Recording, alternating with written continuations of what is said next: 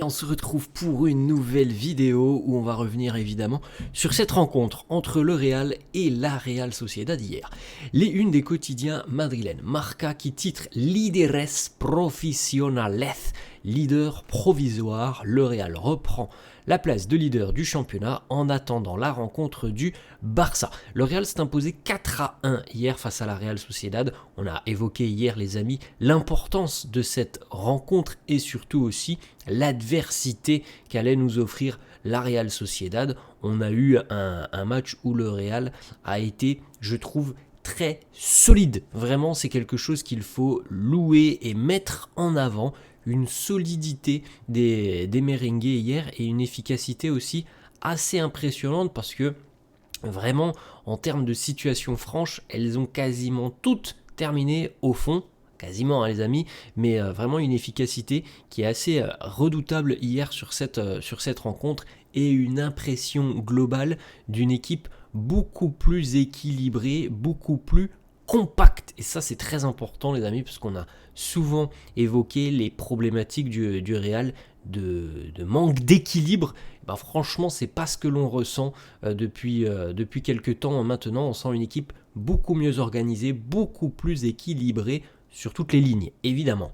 La une de AS qui titre El Madrid enamora, le Real que l'on aime. Vinicius en une de AS et de Marca, puisque Vinicius a été l'un des grands artisans de la victoire hier, 4-1, avec un grand Vinicius, provocateur dans le bon sens du terme, qui a aussi marqué tout simplement. Donc voilà, un Vinicius qui a fait de très très bonnes choses, confiance retrouvée, on l'espère évidemment. Prochain rendez-vous les amis, ça sera le Benfica, et ça sera un rendez-vous très important, match aller-retour, on rappelle, en Ligue des Champions.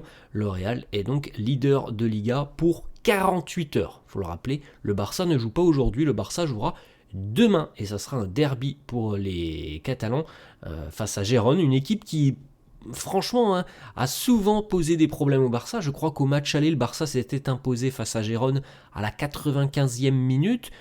On sait aussi que le club de Gérone a déjà battu le Barça sur les années précédentes, donc demain ça peut les amis être un match piège pour le Barça.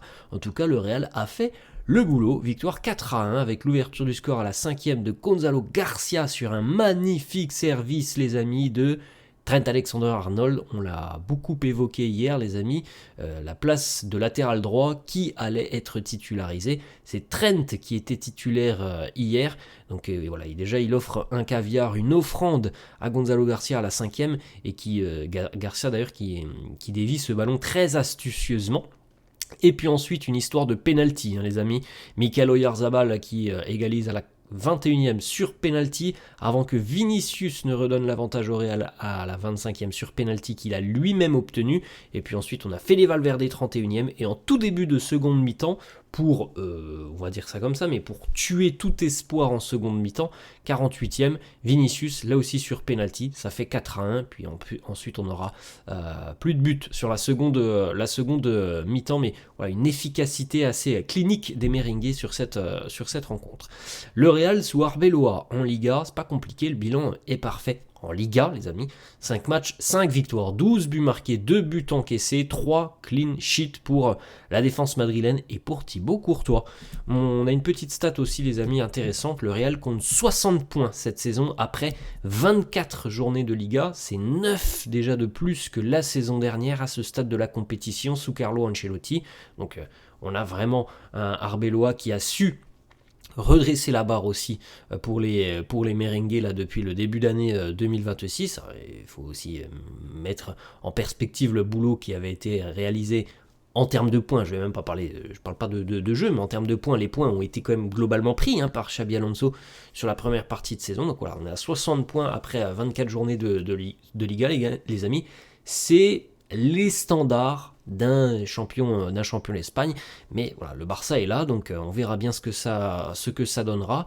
En tout cas, comme on vient de l'évoquer en début de vidéo, les amis, c'est important de noter quand même qu'il y a des progrès, surtout sur quelque chose qui est très important, c'est-à-dire l'équilibre de cette équipe, la compacité, le fait d'être un bloc compact, et ça c'est très important, et je pense que là vraiment on a des progrès sur les gros rendez-vous de Liga que l'on a eu depuis le début d'année 2026.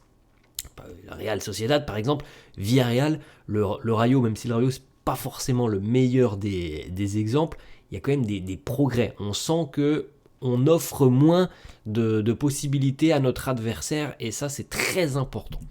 Une stat aussi les amis qui est quand même assez parlante, le Real reste sur 8 victoires consécutives en Liga. Et oui, 8 victoires consécutives en Liga. Je vais pas mentir, moi j'étais vraiment pas confiant les amis depuis quelques semaines. Force est de constater que les joueurs ont vraiment travaillé notamment sur l'aspect tactique et aussi mentalement. C'est quand même beaucoup plus intéressant ce que l'on voit depuis quelques temps maintenant en Liga, avec, regardez, beaucoup de matchs où on a du clean sheet, et comme je le répète très souvent, un clean sheet c'est 99% de chances de gagner, puisque tu n'as besoin que d'un but pour gagner le match. Donc voilà, on retrouve une certaine stabilité, une certaine compacité, un bloc vraiment très solide. C'est très important, c'est vraiment très important pour la suite de la saison, pour les objectifs, Liga, Ligue des Champions. Ensuite, on peut le saluer les amis, et on le savait, ça allait être un retour très important. Trent Alexander-Arnold a offert une très belle prestation hier, ça fait plaisir de le voir déjà à ce niveau pour son retour. Vous savez, parfois il y a des joueurs, ils sont blessés, ça prend un petit peu de temps pour qu'ils retrouvent du rythme tout simplement. C'est pas le cas de Trent qui a été tout de suite vraiment très à l'aise. Une passe D hier, une interception, une grosse occasion créée, 2 passes clés, 2 centres réussis, 8 longs ballons réussis et 85% de passes réussies avec comme d'habitude une activité qui le caractérise, une activité débordante. C'est quelqu'un qui est plein d'énergie, plein de gaz sur son côté. Thibaut Courtois qui félicite justement le retour de Trent et d'autres d'ailleurs. Il nous dit on est très heureux d'avoir des blessures de longue date qui sont de retour. Mettre sur la ligne défensive des joueurs comme Trent ou Carvajal va beaucoup nous aider. Gonzalo Garcia, qui s'est donc vu offrir un caviar par le latéral anglais, nous dit « On sait tous que Trent est un talent exceptionnel, il aide énormément l'équipe grâce à ses passes brillantes. Il m'en a envoyé d'ailleurs une hier aussi que j'ai ratée. » Gonzalo aurait pu marquer au moins 2 buts hier. Alors, il a mis le premier, ensuite il y en a eu d'autres. Il aurait pu en marquer au moins 2 hier, mais en tout cas les stats aussi pour Gonzalo Garcia sont quand même très bonnes les amis, on en parlera avec justement cette petite stat intéressante. Sur les 8 matchs où Gonzalo Garcia a marqué cette saison avec le Real Madrid, toute compétition confondue, et bien à chaque fois, on a sur ces 8 matchs, on a à chaque fois un Kylian Mbappé qui n'était pas titulaire. Soit il était tout simplement absent, il n'a pas joué, soit il n'a pas démarré en tant que titulaire. Donc c'est une stat intéressante qui nous montre à quel point Gonzalo Garcia peut occuper ce rôle de numéro 9. Après, voilà, on a donné cette stat, les amis. Maintenant, on peut aussi le dire. Gonzalo Garcia, je vois difficilement comment il pourrait occuper cette place de numéro 9. Il faudrait un petit peu modifier cette compo d'équipe du Real, le schéma tactique du Real. Donc je pense qu'à l'heure actuelle, Gonzalo, les amis, il devra se contenter d'un match par-ci par-là, et on va pas se mentir, il fait très bien le taf. Dès qu'on fait appel à lui, il remplit les objectifs qui sont fixés en marquant beaucoup. Maintenant, aller bousculer une hiérarchie Vinicius, Kylian Mbappé, ça semble très compliqué pour Gonzalo Garcia, mais on peut se dire dans cette stat que on peut lire à travers les lignes et on se dit c'est Kylian Mbappé qui le bloque. Ok, pas de problème. Cette statistique, en gros, si on la prend dans l'autre sens, ça veut dire tout simplement que Mbappé bloque l'éclosion d'un joueur comme Gonzalo Garcia. Mais on va passer sur une autre statistique, les amis, qui donne évidemment beaucoup de crédit à Kylian Mbappé. Le Real Madrid, cette saison, en moyenne, lorsque Kylian Mbappé démarre une rencontre, en moyenne, c'est 71% de victoire pour le Real. Lorsque le Français n'est pas titularisé, le ratio tombe à 55%, les amis. Donc évidemment, pour Gonzalo Garcia, comme je viens de le dire, je pense que c'est un élément de rotation et il fait très bien le boulot. Maintenant, d'imaginer que Gonzalo pourra peut-être avoir un rôle plus important, franchement, ça me semble compliqué à l'heure actuelle parce qu'il faudrait beaucoup de modifications tactique, des repositionnements, parce que Gonzalo, c'est quand même globalement un profil plutôt axial. Numéro 9, peut-être un petit peu aussi en dessous du numéro en faux 9, mais on ne peut pas aller le mettre sur une aile, donc c'est très compliqué d'imaginer un Gonzalo Garcia ailleurs sur une position axiale, voire même ailleurs qu'en numéro 9 tout simplement. Une stat aussi pour le retour de David Alaba qui est entré en cours de jeu, 100% de passes réussies pour l'Autrichien, 24 sur 24, un tacle réussi et un duel gagné. Vinicius qui a inscrit donc 2 pénaltys hier. Vinicius, le record de pénaltys de Vini depuis qu'il est arrivé au Real Madrid, c'est 13 pénaltys tentés, 10 inscrits, 3 ratés et un pourcentage donc de réussite de près de 77%. Vinicius qui atteint la barre des 200 implications sur des buts du côté du Real Madrid, 116 buts et 84 passes décisives pour Vini, c'est quand même plutôt satisfaisant. D'ailleurs, on le dit aussi, mais les amis, Vini hier a été couronné du trophée d'homme du match. Plusieurs déclarations de l'entraîneur Álvaro Arbeloa qui nous dit, les journalistes lui posent cette question. Est-ce que ce soir c'était le prime Vinicius? Il nous dit, moi j'ai vu le prime Vinicius depuis que je suis devenu entraîneur du Real il y a un mois, pour être honnête. C'est l'un des meilleurs joueurs au monde et c'est un honneur de l'entraîner. Une petite information les amis, qui a tout de suite été repostée sur les réseaux sociaux par divers médias évidemment qui veulent au maximum pouvoir faire du buzz.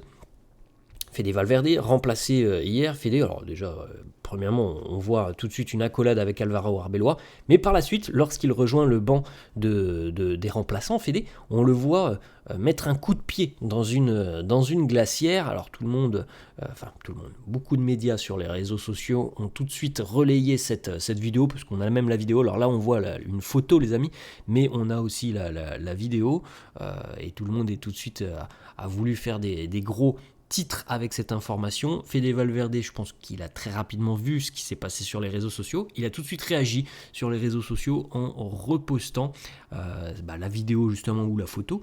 Et surtout avec cette petite légende, ça c'est moi à chaque fois que je regrette de ne pas avoir tiré au but. Donc voilà, c'était surtout une frustration sur une situation où il aurait pu tirer et où il ne l'a pas fait. Mais il n'y a rien envers une quelconque querelle avec l'entraîneur. D'autres petites déclats, on a fait les Valverde aussi, qui nous dit justement Arbeloa nous demande beaucoup de mouvement sur le terrain. On a eu beaucoup de semaines, Fede qui nous dit, on a eu beaucoup de semaines où on a dû avaler pas mal de couleuvres en passant par tous ces mauvais moments. Ça nous rend beaucoup plus matures. Le vestiaire a toujours été très uni. Est-ce que nous pouvons gagner la Ligue des Champions? Si je dis non, ça serait une honte de ma part en tant que capitaine du Real. On s'entraîne pour des heures et des heures pour aller chercher ces trophées. Le Real mérite d'être à 100% concentré sur le foot et évidemment sur le fait de gagner. On défend très très bien. On sait que la Real a un très bon jeu de possession, donc c'est pour ça que nous étions tous très proches pour essayer de réduire au maximum les espaces et les distances. C'est vraiment pour moi l'un des éléments clés de ce Real depuis un mois et demi, c'est qu'on voit des progrès sur cet équilibre, sur cette ligne défensive. Alors, ça ne concerne pas uniquement que la ligne défensive, évidemment les amis, mais on voit quand même une ossature beaucoup plus compacte. C'est vraiment le mot qu'il faut souligner, la compacité de ce Real. Et ça, c'est très important les amis, en quête d'un titre de champion d'Espagne et en Ligue des Champions, la compacité c'est très très important. On ne peut pas être une équipe gruyère comme ce fut le cas beaucoup trop régulièrement. Arbeloa qui nous dit on s'est très bien préparé pour cette rencontre, on a fait un très bon match, c'est une belle victoire. Trent, c'est un garçon très très très intelligent, il comprend tout de suite très rapidement ce que l'on veut de lui. Ce n'est pas un défenseur classique qui reste sur l'aile, il peut aussi rentrer à l'intérieur, il peut créer, il est capable de changer de position et sa qualité de passe est exceptionnelle. Trent est tellement bon. On a besoin de Trent et Carvajal parce qu'à l'heure actuelle, ni l'un ni l'autre ne peut jouer 90 minutes 2 fois par semaine. Donc potentiellement, les amis, c'est peut-être un élément déjà de réponse. Potentiellement, c'est peut-être Dani Carvajal qui démarrera la rencontre face au Benfica. Affaire à suivre, je ne sais pas. On a eu pas mal d'assurance avec Trent sur cette rencontre. On verra si Dani, si on suit cette déclaration, normalement ça devrait être Carvajal face au Benfica, mais on verra tout ça. Arbeloa qui poursuit justement sur cette rencontre face au Lisboète, il nous dit que ça sera une difficile bataille mardi face au Benfica. On sait à quel point ça sera difficile, on est tous très, très excités par cette rencontre et on sait que le public sera vraiment derrière les Lisboètes. On doit penser à ce match aller, on a le temps de penser au match retour. On rappelle les amis que le Benfica, on a joué les Lisboètes il y a à peu près 3 semaines, ça s'est très mal passé. Je pense et j'ose espérer qu'on aura appris de cette leçon.